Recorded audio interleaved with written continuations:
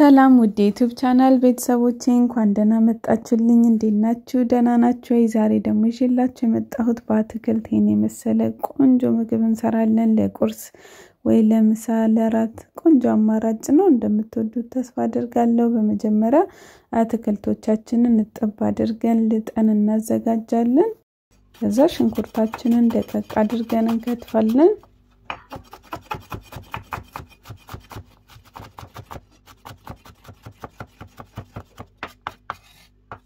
ቀጠል ነጭ ሽንኩርት 2 ፍሬ በቃናል ደቀቅ አድርገን እሱንም እንከትፋለን ወይ መፍጨት እንችላለን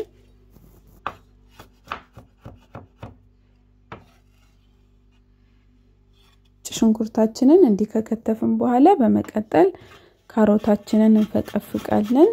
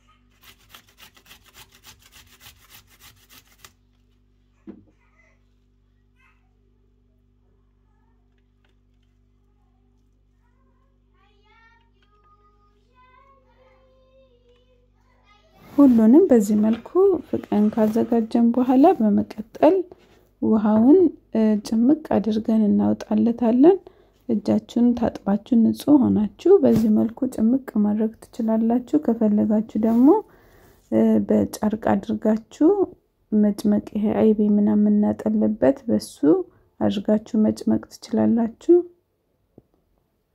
ግዴታ ጨርቁ አስፈላጊ ላይሆን ይችላል በእጅም በቀላሉ እንዲማድረግ ትችላላችሁ ለዛ ነው በእንደዚህ ያዘጋጀሁት ከዛ የፈረንጅ ቃሪያ ደግሞ ሩብ የሚሆን ከትፈን እንጨምራለን ግዴታ አይደለም ግን ቆንጆ ጣዕም ይሰጣል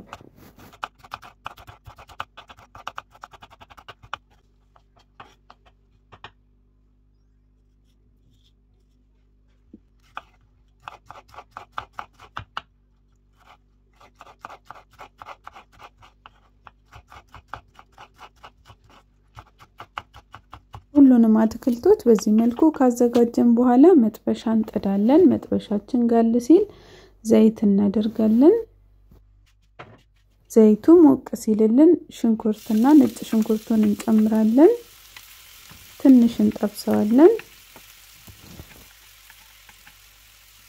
ሽንኩርቱ ትንሽ ቀላ ብሎ ሲበስልልን የፈረንጅ ቃሪያውን እንጨምርና ትንሽ እሱንም እንጠብሰዋለን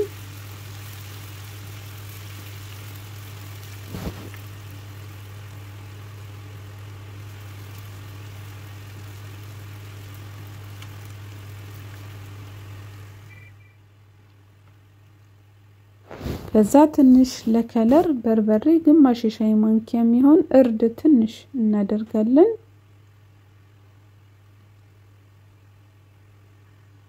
ከዛ አዘጋጀነውን አትክልት እንጨምራለን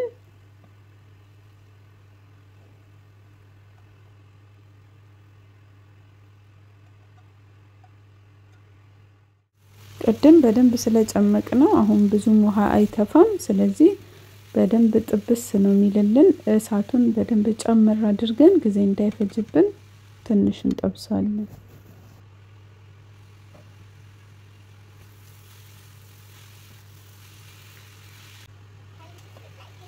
በመጨረሻ ያዘጋጀነውን ቲማቲም እንጨምራለን ቲማቲሙንም አንድ ላይ ትንሽ ደቂቃ እንጠብሰዋለን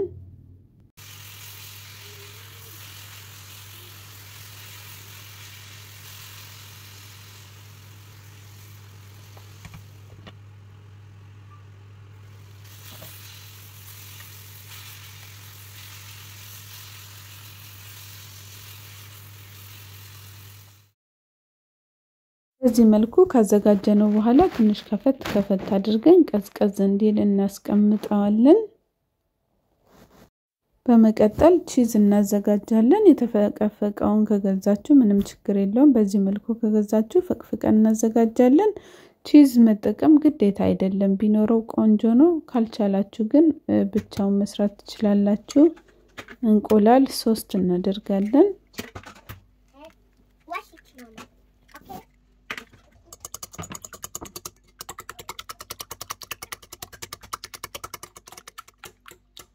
እንቁላላችንን ያዘጋጀነው አትክልት ላይ እናደርጋለን። ትንሽ አትክልቱ ቀዝቀዝ ማለት ያለበት እንቁላላችንን ስንጨምር ወዲያው እንዳያበስልብን ነው። ቀዝቀዝ ካለ ግን ምንም አይሆንም። ከዛ ቺዛችንን እንጨምራለን። ዱቄት 5 የሾርባ ማንኪያ የሚሆን እናደርጋለን። 1 የሻይ ማንኪያ ቤኪንግ ፓውደር እናደርጋለን።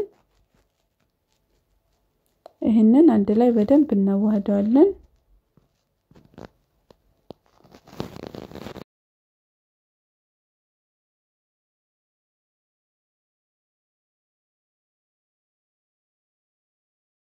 በመቀጠል ፐርስሊ ለጣዕም እንጨምራለን።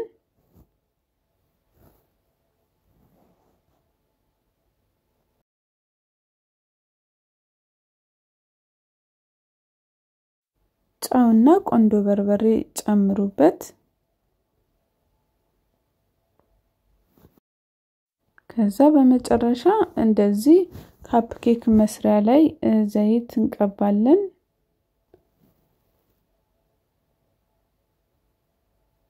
ኦቨናችንን ቀድመን በ190 ዲግሪ ሴልሺየስ እናገላለን።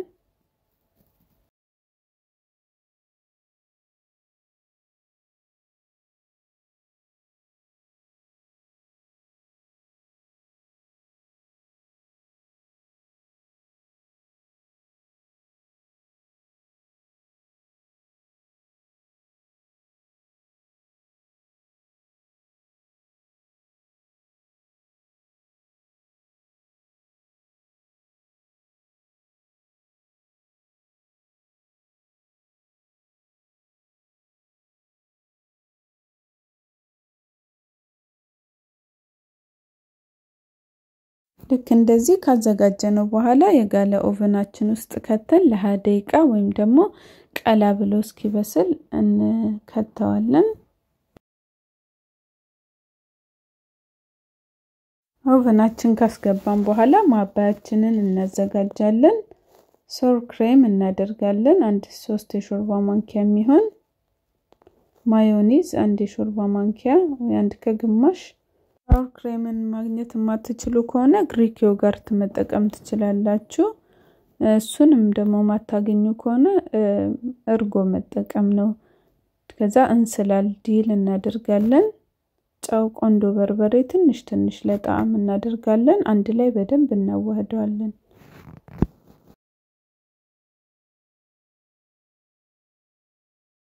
ያው በመጨረሻም እንደዚህ ቆንጆ ሆኖ ደርሶልናል። ግዴታ እንደዚህ በካፕ ኬክ መስራት አይጠበቅባችሁም። ልክ እንደ ላዛኛ ጎርጎድ ባሉ አራማዘን ያሉ እንትኖች አሉ ሳህኖች ኦቨን ውስጥ የሚገቡት በሱ ላይ አድርጋችሁ ብታስገቡት ቆንጆ ሆኖ ይወጣል። ለልጆች ሲሆን ምናም ደስ ሊላቸው ይችላል።